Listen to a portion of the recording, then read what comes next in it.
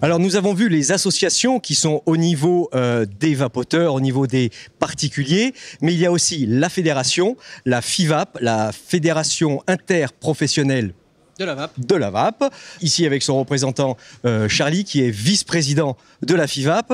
Alors Charlie, quel est l'intérêt pour un professionnel de la VAP, donc une boutique, un fabricant, d'être membre de la FIVAP? Qu'est-ce que tu vas faire pour eux?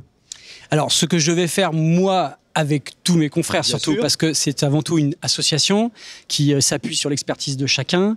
Nous sommes effectivement aujourd'hui un représentant indépendant à l'égard de l'industrie pharmaceutique, de l'industrie du tabac. Il est inutile de le rappeler, mais enfin, je le rappelle quand même. Nous sommes donc indépendamment, volontaires pour défendre notre filière, qui est une filière d'expertise. Nous sommes le premier pays à avoir apporté des référentiels techniques, des normes.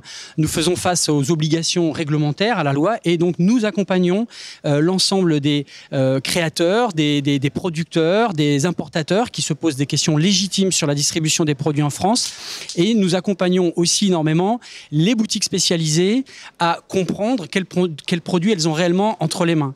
L'objectif de la FIVAP, c'est bien évidemment de rassembler, de fédérer, de défendre, parce que nous sommes une association qui a pour vocation de défendre cette expertise et cette grande opportunité qu'est l'innovation de rupture, la cigarette électronique, donc la VAP. Et à ce titre-là, nous essayons d'argumenter techniquement tout ce qui est nécessaire pour encourager les institutions à venir et à comprendre cette ovni en fait qu'est la cigarette électronique. Ça demeure un ovni même si tout le monde vape aujourd'hui.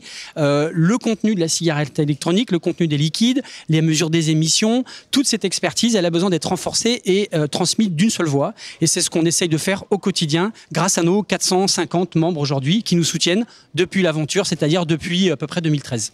Voilà, et une des preuves que vous pouvez avoir, vous, professionnels de l'action de la FIVAP, aidés par les associations, le résultat est une des meilleures législations européennes, voire mondiales, au niveau de la VAP.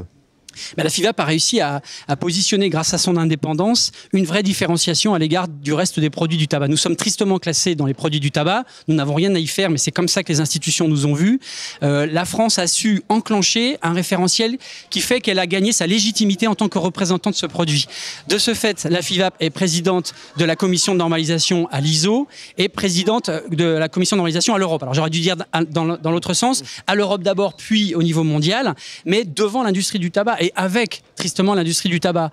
Ce que nous avons réussi à faire, c'est à faire comprendre que si ce produit doit devenir une alternative au tabac, ça doit se faire par les professionnels qui la réalisent. Et nous sommes assez fiers d'être non seulement le premier pays à avoir réellement fédéré de manière indépendante, mais à avoir construit un argumentaire très solide qui fait qu'aujourd'hui, les techniciens de l'observation du vapotage se disent la FIVAP est quand même le meilleur interlocuteur pour ça.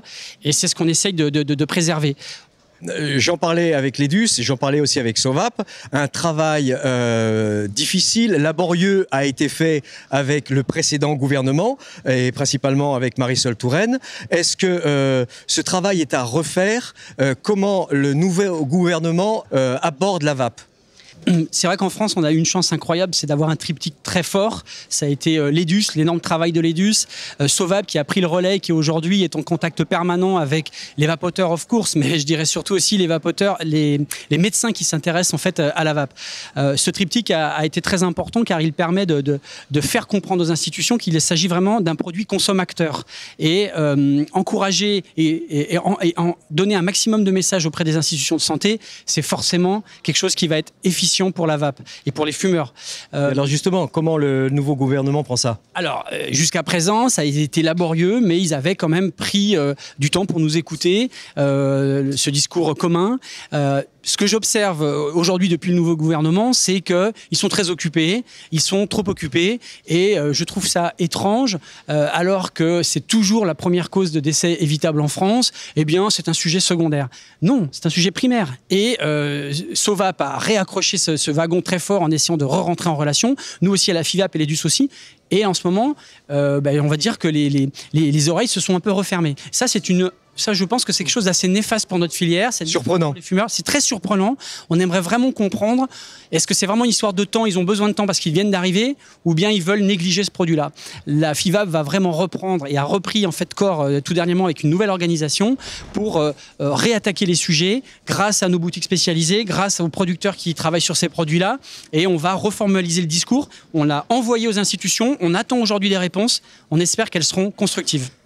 Bon, ça ne manquera pas d'arriver à un moment donné, on l'espère. Donc la FIVAP pour les professionnels. Vous êtes un professionnel, vous avez un shop, vous êtes fabricant.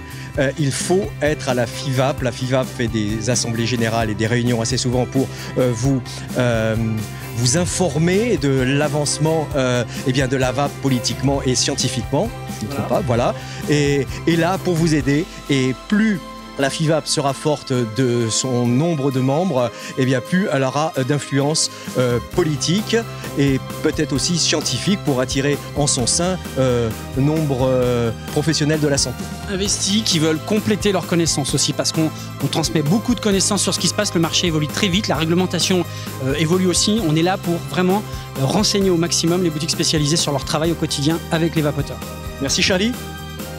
Au plaisir de même. À bientôt. À bientôt. Salut. Salut tout le monde.